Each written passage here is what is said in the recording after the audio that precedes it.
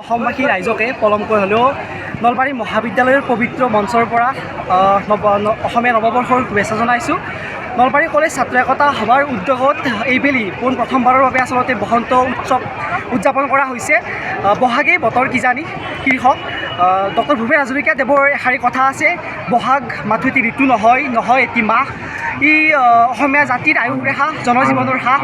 গতিকে বহাগক সাহস হিচাপে লৈ আচলতে নলবাৰী মহাবিদ্যালয় ছাত্ৰ একতা সভাই নতুন উদ্যমেৰে নতুন পৰিকল্পনাৰ আচলতে এইবেলি আমি নতুন অসমীয়া নৱবৰ্ষ আৰম্ভণি কৰিছোঁ।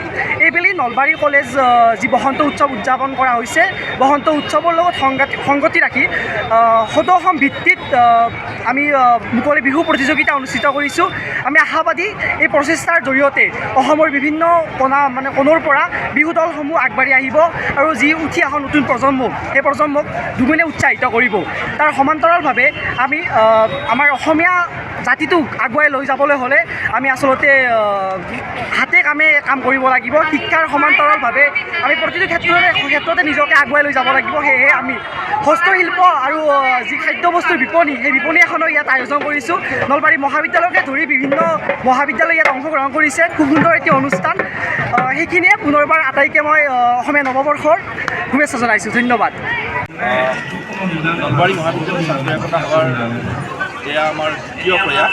যোৱা বছৰৰ পৰা অসমৰ বাপতি সাহোন ৰঙালী বিহু, আমাৰ অসমীয়া জাতিৰ জীৱন ৰেখা এই যি বিহু, তাৰ আটাইতকৈ আকৰ্ষণীয় আমাৰ যি ৰঙালী বিহু, সেই ৰঙালী বিহু নলবাৰী মহাবিদ্যালয় অনুষ্ঠিত কৰি বা ইয়াক উদযাপন কৰি আমাৰ যে অসমীয়া জাতিৰ যে স্বাভিমান, এই স্বাভিমান ৰক্ষাৰ যুঁজত আমাৰ ছাত্ৰ ছাত্ৰীসকলে আচলতে আগবাঢ়ি আহিছে।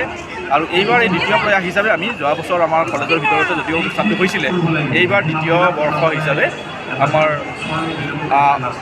বিভিন্ন কলেজৰ পৰা আমি আমন্ত্ৰণ জনাইছোঁ বিহুৱা দলসমূহক, আৰু তেওঁলোকৰ মাজত এটা কম্পিটিশ্যনৰ মাধ্যমেৰে আমি মুকলি বিহু প্ৰতিযোগিতা এটা অনুষ্ঠিত কৰিছোঁ।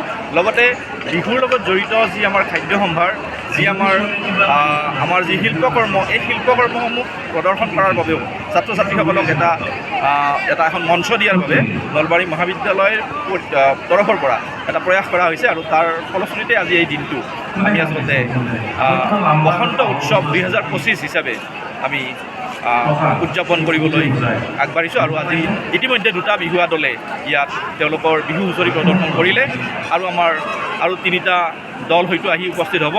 ইয়াত ফক অৰ্কেষ্ট্ৰাৰ এটা দল আহি উপস্থিত হ'ব, তেওঁলোকে তেওঁলোকৰ অনুষ্ঠান পৰিৱেশন কৰিব। আৰু আমাৰ নলবাৰী মহাবিদ্যালয়ৰ যিসকল ছাত্ৰ ছাত্ৰী যথেষ্ট সাংস্কৃতিক দিশত আগবঢ়া বহু ছাত্ৰ ছাত্ৰী আমাৰ আছে, তেওঁলোকৰ নিজৰ এই সংস্কৃতিৰ বিভিন্ন ধাৰা তেওঁলোকে ইয়াত প্ৰদৰ্শন কৰিব।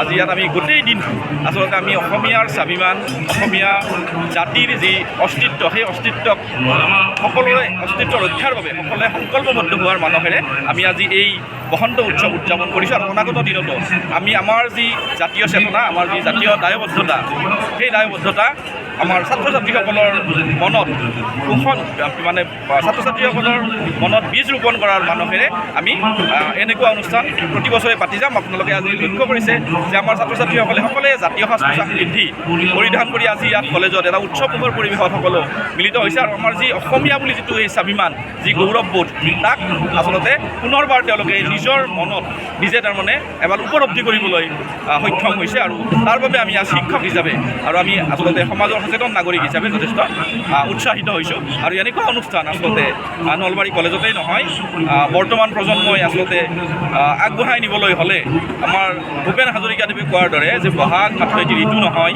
বহাগ নহয় এটি মাহ, অসমীয়া জাতিৰ ই আয়ুস ৰেখা। গতিকে এই আয়ুস ৰেখাডাল আমি কিমান দীঘললৈকে টানিব পাৰিম, সেইটো ডিপেণ্ড কৰিব, সেইটো আচলতে নিৰ্ভৰ কৰিব আমাৰ উঠি অহা প্ৰজন্মই এই যে আমাৰ অসমীয়াৰ যিটো স্বাভিমান, অসমীয়াৰ যিটো কৃষ্টি সংস্কৃতি কিমান দিনলৈ আগবঢ়াই নিব পাৰে। আৰু তাৰ এটা প্ৰয়াস হিচাপে আমি এই অনুষ্ঠান আয়োজন কৰিছোঁ, আৰু আমি ইয়াক প্ৰতি বছৰে এনেকুৱাকৈ কৰি যোৱাৰ বাবে প্ৰয়াস ৰাখিম। ঘৰত আনন্দ আৰু সম্পৰ্কৰ চমক বজাই ৰাখিবলৈ জৰুৰী হৈছে সকলো আনন্দময় মুহূৰ্তত মৰমৰ উপহাৰ দিয়াটো। সেইবাবে মধুশ্ৰী জুৱেলাৰ্ছে আনিছে সকলো ৰঙীন ক্ষণৰ বাবে বিশেষ গহনা।